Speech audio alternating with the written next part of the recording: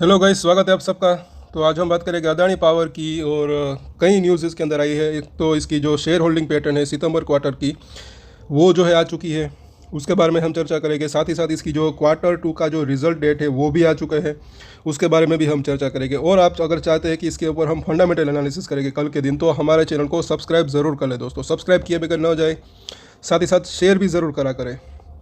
आज भी कुछ स्टॉक हमने शेयर किए हैं इससे पहले के वीडियो के अंदर। हमारे चैनल के ऊपर जाकर वो चेक ज़रूर करिए, उसके अंदर जो है आने वाले हफ्ते में तेज़ी की पॉसिबिलिटी हो सकती है।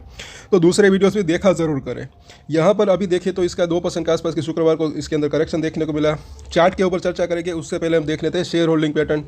तो यहाँ पर आप देख सकते हैं सितंबर क्वार्टर की शेयर होल्डिंग पैटर्न आ चुकी है। पिछले क्वार्टर के मुकाबले इस क्वार्टर में प्रोमोटर की जो होल्डिंग है वो घटी है, लेकिन एफआईआईएस की अगर देखें तो उसने अच्छी खासी इसके अंदर बाइंग की है। 12% से बढ़कर 17.5% के आसपास रहा एफआईआईएस की होल्डिंग। प्रोमोटर की होल्डिंग घटी। और म्यूचुअल फंड नहीं बल्कि डीआईआईएस की अगर बात करें तो उसकी भी होल्डिंग अच्छी खासी जो है बड़ी है। 0.04% थी, वो बढ़कर 0.76% रही। और पब्लिक की शेयर होल्डिंग अगर देखें तो थोड़ी सी घटी है यहाँ पर। आगे देखते हैं। अब यहाँ पर म्यूचुअल फंड की भी हम जो है होल्डिंग यहाँ पर देख लेते हैं। तो अकॉर्डिंग टू दिस वेबसाइट आप देख सकते हैं, और थोड़ा सा जूम करें तो यहाँ पर आप देखिए तो ये सितंबर महीने की शेयर होल्डिंग पैटर्न है। म्यूचुअल फंड ने कई म्यूचुअल फंड ने इसके अंदर अच्छी खासी बाइंग की है। आप अगर क्वांटिटी देखोगे तो आपको पता लगेगा। जैसे कि यहाँ पर सबसे पहले तो अगर बात करें तो क्वांटेटेक्स प्लान ग्रोथ, इन्होंने जो है 54 लाख शेयर की बाइंग की सिर्फ एक ही सितंबर, ये एक ही महीने की बात है, पिछले महीने की सितंबर महीने की। और 100% मतलब कि बिल्कुल ये जो है ये नई खरीदारी है इस म्यूचुअल फंड की। 54 लाख शेयर खरीदे इसके। दूसरा अगर देखें तो quant mid cap fund growth, इन्होंने भी 35 लाख जो है म्यूचुअल फंड की 35 लाख क्वांटिटी खरीदी है शेयर्स। और quant small cap fund growth, इन्होंने भी 31 लाख की जो है 31 लाख शेयर खरीदे। साथ ही साथ क्वांट फ्लेक्सी कैप फंड, इन्होंने भी 19 लाख के आसपास की क्वांटिटी खरीदी। और ये जो मतलब कि पूरा का जो है अच्छी खासी यहाँ पर जो आप खुद देख सकते हैं कि खरीदारी कितनी हुई है इसके अंदर। Quant large and mid cap fund growth, Quant active fund growth, Quant absolute fund growth, इन सब ने जो है अच्छी खासी यहाँ पर बाइंग की हुई है। अब आप इसको देख सकते हैं इस लिस्ट को। और आगे भी देखते हैं तो और भी कई लोगों ने इसके अंदर, कई म्यूचुअल फंड ने मतलब कि बाइंग की, जैसे कि यहाँ पर यहाँ पर यहाँ पर। और ये सेमको एक्टिव मोमेंटम फंड, इसने भी 1 लाख के आसपास की खरीदारी की। Nippon India Nifty mid cap 100 index fund regular fund, इसने भी 25,000 के आसपास की क्वांटिटी खरीदी। और आगे देखते हैं, कुछ एक फंड ने इसके अंदर बिकवाली भी की। तो सबसे ज़्यादा बिकवाली किसने की, तो यहाँ पर आप देख सकते हैं कि Mirae Asset Nifty mid cap 150 ETF, इन्होंने जो है 40,000 शेयर बेचे। साथ ही साथ दूसरा ये ICICI prudential S&P BSE mid cap select ETF, तो इन्होंने भी जो है 28,000 के आसपास शेयर बेचे। इन्होंने भी बेचे और इन्होंने भी बेचे। लेकिन टोटल अगर देखें तो तकरीबन इतनी जो है खरीदारी हुई है। आप यहाँ पर देख सकते हैं इन दोनों का बिकवाली और ख़रीदारी, तो टोटल देखें तो इतनी खरीदारी हुई है। तकरीबन ये है 2 करोड़ और 22 लाख और 61,000 के आसपास की इतने शेयर जो है खरीदा इसके गए सिर्फ एक ही महीने में म्यूचुअल फंड की तरफ से। तो अच्छी खासी इसको जो है इसकी म्यूचुअल फंड की होल्डिंग बढ़ी है इसके अंदर, ये कह सकते हैं एक ही महीने के अंदर मतलब। और अब यहाँ पर देखिए तो जैसे कि ये तो हमने देख ही लिया, फिर भी आपको दिखा दूँ कि यहाँ पर जो प्रोमोटर होल्डिंग है वो जो है घटी है पिछले जून महीने से इस एक क्वार्टर के अंदर। और हालांकि एफआईआई की होल्डिंग बड़ी है, ये भी आप याद रखें। अब यहाँ पर रिटेल इन्वेस्टर की हिस्सेदारी कितनी घटी कितनी बड़ी, वो हम यहाँ पर देख लेते हैं। ये पहले जून महीने की शेयर होल्डिंग पैटर्न है, उसके साथ हम कंपेयर करेंगे सितंबर महीने की शेयर होल्डिंग पैटर्न, सितंबर 2023। अदानी पावर ये आप देख सकते हैं। और म्यूचुअल फंड की तो हमने होल्डिंग देख ही ली कितनी बड़ी है। और यहाँ पर आगे देखते हैं, एक तो ये यहाँ पर अगर देखें तो APMS इन्वेस्टमेंट फंड लिमिटेड, ये इसकी यहाँ पर जो है होल्डिंग दिख रही है, तो आप ये याद ज़रूर रखिएगा।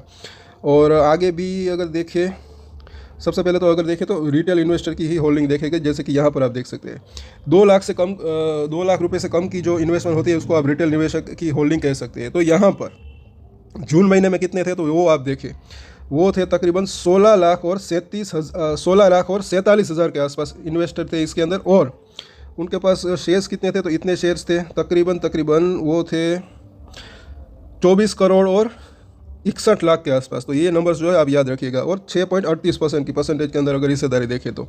अब देख लेते हैं सितंबर क्वार्टर की इसकी शेयर होल्डिंग पैटर्न। ये है सितंबर क्वार्टर की होल्डिंग। और अदानी पावर, और जैसे कि म्यूचुअल फंड की हिस्सेदारी बढ़ी और यहाँ पर अगर देखेंगे तो दो नाम आपको नए सामने निकल कर आए, जो वो यहाँ पर जो नाम था वो जो है नहीं है, बल्कि ये आप देख सकते हैं कि Goldman Sachs trust to Goldman Sachs GQG partners, इनकी जो है यहाँ पर नाम निकल कर आ रहा है और इतने शेयर इसके अंदर है, इसके पास इस सितंबर क्वार्टर के अंदर। तो मतलब कि इतनी खरीदारी की है यही इसको, मतलब इस क्वार्टर के अंदर इतनी यहाँ पर होल्डिंग इसकी दिखाई दे रही है। दूसरा है नाम GQG partners emerging market equity fund, इनके पास भी अगर देखें तो तकरीबन 4 करोड़ और 93 लाख के आसपास के जो शेयर्स यहाँ पर अभी होल्डिंग में है, यहाँ पर ये दिखाई दे रहा है और ये परसेंटेज के अंदर भी है। अब देख लेते हैं रिटेलर्स के पास होल्डिंग घटी या बढ़ी। तो इसके अंदर आप देख सकते हैं कि रिटेलर्स सबसे पहले तो जो निवेशक है वो घटे हैं, इसके अंदर 14 लाख और 82 हज़ार के आसपास रिटेल निवेशक रहे और उनकी होल्डिंग कितनी रही, तो वो रही 18 करोड़ और 86 लाख के आसपास। और परसेंटेज के अंदर भी आप देख सकते हैं कि 4.90% के आसपास की जो है इसके अंदर हिस्सेदारी रही, उससे थोड़ा सा कम। तो रिटेलर्स निवेशक जो है वो थोड़े से घटे हैं, उन्होंने जो है इसके अंदर थोड़ी सी बिकवाली की। और जाहिर सी बात है कि कई बार दोस्तों ऐसा होता है, शेयर के अंदर जब तेज़ी आती है तो रिटेल निवेशक बेचकर निकल जाते हैं। इसके अंदर भी अच्छी खासी तेज़ी आई थी, आप सब जानते भी हैं, हम चार्ट भी अभी इसका देखेंगे। और क्या ये मतलब कि 250 रुपये से बढ़कर क्या इसने रनअप दिया था, तकरीबन 400 रुपये तक गया था और कई रिटेल निवेशकों ने इसके अंदर जो है बिकवाली कर दी होगी। खैर ऐसा चलता रहता है। अब इसके रिज़ल्ट की बात कर लेते हैं, कब आएंगे, तो ये भी आप देख सकते हैं और ये आज ही की न्यूज़ है। और मतलब कि इसके जो रिज़ल्ट जो है उनकी डेट है 2 नवंबर के जो है इसके क्वार्टरली रिजल्ट आएंगे। तो इसको ये तारीख जो है आप नोट करके रख सकते हैं। और इसके ऊपर हम कल फंडामेंटल एनालिसिस भी करेंगे। दोस्तों सब्सक्राइब ज़रूर कर लेना हमारे चैनल को। चलिए अब इसके चार्ट के ऊपर चर्चा कर लेते हैं। 15 मिनट का चार्ट लगाया है। कल इसके अंदर तेज़ी थी, आज इसके शुक्रवार मतलब कि शुक्रवार को जो है वापस से गिरावट आई। जहाँ से शुरुआत की थी वहीं पर आने की कोशिश की इसने। आधे घंटे में आज जो है इसने अंदर बिकवाली थोड़ी सी ज़्यादा बढ़ी और यह हो सकता है कि ये जो इंट्राडे प्लेयर्स है जो जिन्होंने यहाँ पर बाइंग की होगी वो शायद उन्होंने बिकवाली कर दी होगी। और लेकिन हो सकता है कि ये रिज़ल्ट आने की अब जो ये डेट आ गई है तो एक बाउंस बैक भी आ सकता है अगर बाज़ार का साथ रहा तो। वीकली चार्ट के ऊपर अगर हम देखें तो यहाँ पर ये जो अगर ये 9 वीक के मूविंग एवरेज के ऊपर निकलता, वहाँ पर इसने क्लोजिंग दे देता तो अच्छी बात रह सकती थी। ये जो अगर इसका कैंडल जो है वो ऐसी कैंडल बनती जैसे कि ये कैंडल है, अगर ऐसी कैंडल बनती तो हो सकता है कि एक जो है बुलिशनेस का इशारा मिल सकता था, लेकिन अभी ऐसा नहीं हुआ। हालांकि यहाँ पर भी ये कैंडल बनी, उसके बाद 2 हफ्ते जो है ये कंसोलिडेशन रहा, उसके बाद अगर आप देखेंगे तो अच्छी खासी तेज़ी आई थी। जैसे कि यहाँ पर भी अगर आप देखेंगे तो ये जो है थोड़ा सा ये कैंडल नीचे में आ गया। अगर ऊपर में इस तरीके से कैंडल बनता तो मतलब कि अच्छा रह सकता था, लेकिन अभी भी एक इसके अंदर जो है ऐसा लग रहा है कि जो है तेज़ी एक बाउंस बैक आने के चांसेस जो है हो सकते हैं अगर ये 5 और 9 वीक के मूविंग एवरेज के ऊपर टिकता है तो। और हालांकि ये मूविंग एवरेज भी हर हफ्ते या फिर हर दिन थोड़ा बहुत उसके अंदर भी चेंजेस आते रहते हैं, तो वो भी आप ना भूलें। और यहाँ पर जैसे कि हमने देखा, मैंने बोला था कि अच्छी खासी तेज़ी आई, तो आप खुद देख ही सकते हैं। एक तो यहाँ जब हिरनबर्ग की रिपोर्ट आई वहाँ से लेकर यहाँ तक भी अच्छी तेज़ी आई, साथ ही साथ अभी जो पिछला दिन है उसके अंदर भी जो है अच्छी खासी तेज़ी आई। ये आप देख सकते हैं 250 रुपये से बढ़कर ये तकरीबन 400 रुपये तक गया था, तकरीबन 60% के आसपास की तेज़ी देखने को मिली थी।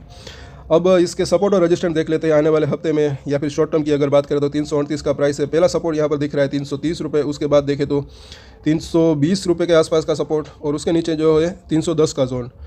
अगर रजिस्टेंट की बात करें तो पहला रजिस्टेंट जो दिख रहा है 350 रुपये, उसके बाद देखें तो 365 का जोन।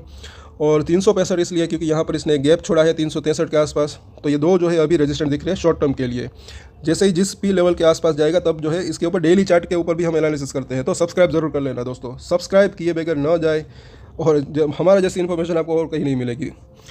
और साथ ही साथ हमारे दूसरे वीडियोस भी जरूर देखें, कम्युनिटी पोस्ट को भी आप जरूर देखा करें। आज के वीडियो में इतना ही, अगर अच्छा लगा तो लाइक शेयर एंड सब्सक्राइब जरूर कर ले। और एक स्टैंडर्ड डिस्क्लेमर जो कि मैं हमेशा देता हूँ, आप कोई भी ट्रेड ले उससे पहले अपनी रिसर्च करें, अपने फाइनेंशियल एडवाइजर की सलाह ले, उसके बाद ही कोई डिसीजन ले। और डिसीजन ले तो उसकी जिम्मेदारी मेच्योरिटी के साथ खुद ही ले। ये वीडियो मैंने एजुकेशन पर्पस के लिए बनाया है, मेरी तरफ से कोई बाय सेल की रिकमेंडेशन नहीं है। Thank you.